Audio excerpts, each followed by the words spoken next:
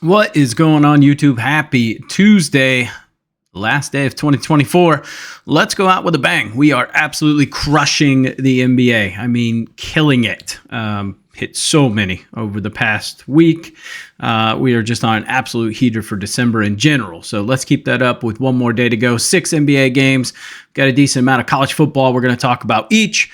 Before we do that, subscribe to the channel, like the video, and comment down below. You know the drill.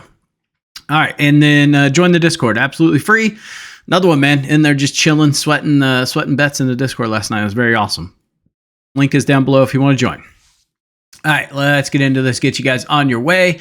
Hey, just let you guys know, we're going to be partaking in some adult festivities tonight, so may not be a video tomorrow. If there is, it might be coming out pretty late. Just FYI. All right, so that's where I'm at with that. All right, Raptors and the Celtics. Not going to play Boston minus 17. Don't trust it. Give me Podol over rebounds. Give me Tatum over rebounds. Plays I like in that one.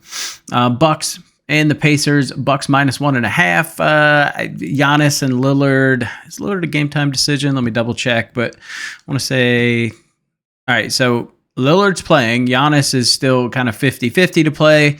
Chris Middleton's technically a game time decision, but expected to play. So that's where we're at with this one. Give me Milwaukee minus 1.5. Just don't really trust this Pacers team, man. I'm not on board with them. Clippers and the Spurs.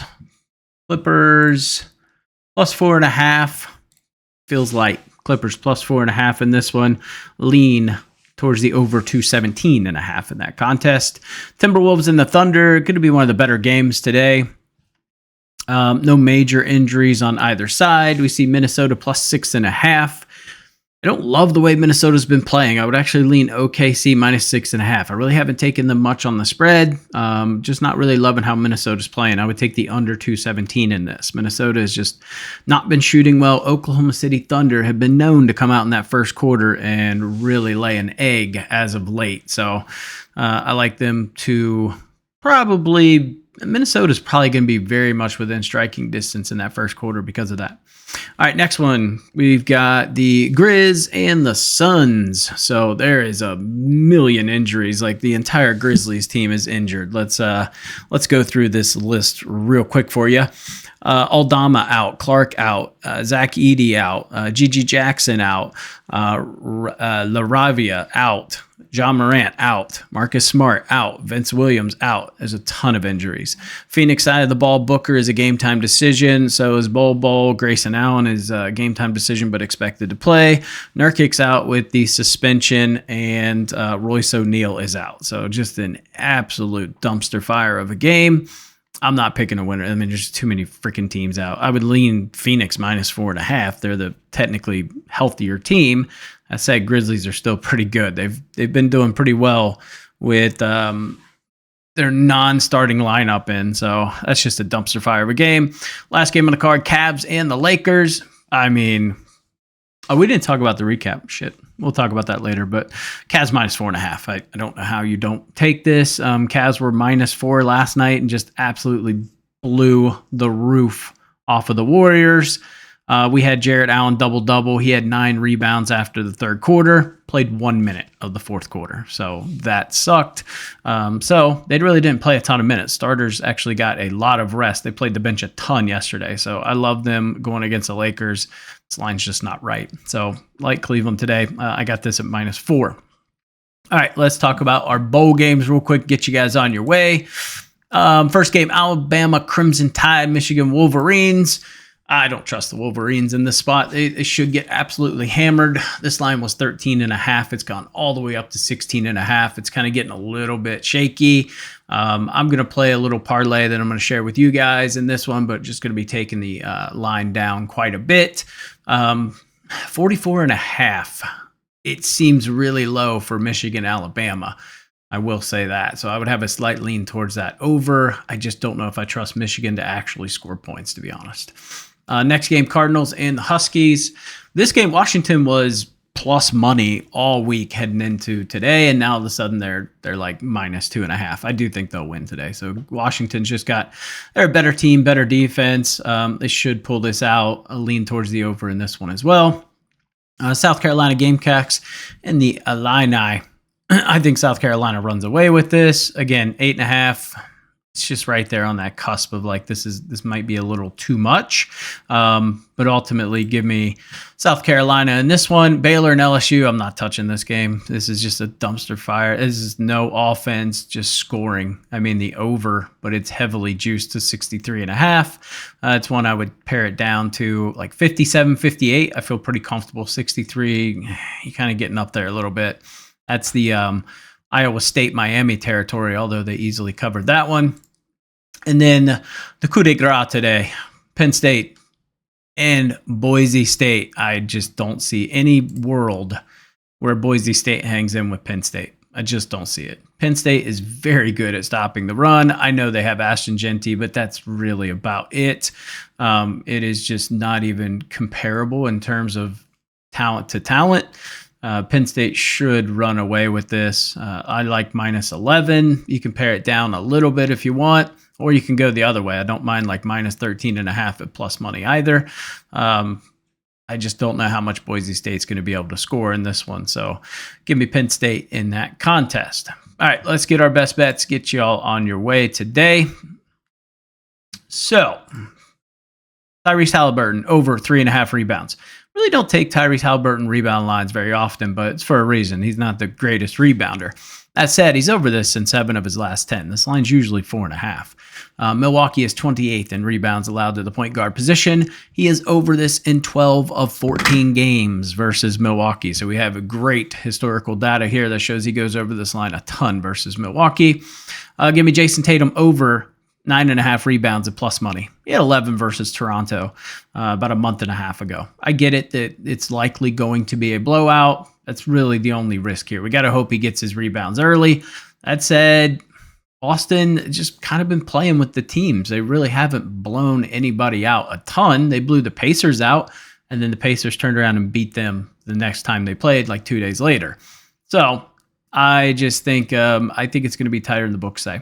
So I like that at plus money. Give me Scotty Barnes under 7.5 assists. He's over this in 6 of his last 10, but he doesn't have RJ Barrett tonight. That's why we're seeing this big line. And he's 0 for 12 against Boston to this line. That said, it's a little skewed. He's in a bit of a different role now, but I do like him to go under 7.5 assists today. Give me Podol over 9.5 boards. He had 12 versus Boston on November 16th. He's over this line in 5 of 10. No RJ Barrett actually helps him. He should get more rebound chances because of that. Give me Norman Powell. I spelled his name completely wrong. There's no R in there. But Norman Powell under 2.5 assists. I know it's a scary line for a starter. But he's only hit this in 1 game versus the Spurs. It's like 1 for 12. And he's only averaging 3.3 potential assists in the last 10 games. So he literally has to be perfect tonight on potential assists to hit this line. I'll take my chances. Jaden McDaniels over 3.5 rebounds. This is 4.5 on almost every other book. It might be 4.5 now on BetMGM. They may have caught up, but he's over this in 7 of the last 10. OKC is 20th in rebounds allowed to the small forward position. So I do like that spot there. Give me the Cavs -4. Don't take money line plays often. But I was on the Cavs last night. It's on the Bulls and the Cavs. Like I told you guys, those were 2 money lines that were wrong. Paired them together. Nice little hit there. So give me the Cavs -4. I mean, I'm okay with -4.5 as well. And then give me Austin Reeves for the Lakers over 9.5 rebounds plus assist. 8 of the last 11 shooting guards have gone over this line versus Cleveland. With the trade, obviously they brought in Dorian Finney-Smith, so they got rid of D'Angelo Russell. That really just helps him. So I like him. Obviously, you've got your usual LeBron and Anthony Davis are game time decisions. Will they play? I don't know. I have no idea. But Austin Reeves has been on fire. This dude had 20 RAs in back-to-back games, so he's coming into this pretty hot. I like the over 9.5. All right, college football, a parlay I like. So we're going to take Washington +4.5 over Louisville. So we're bumping that up. We're going to take South Carolina, bump it down to -4.5 versus the Illini. And then we're going to take Alabama and drop that down to -9.5 versus Michigan. Pair those 3 together, you get +236. And then Penn State -11. Pretty plain Jane. If you want a little more juice, I don't mind taking this and then pair it up with the first half. You can take the spread, or you can just do 3-way Penn State money line.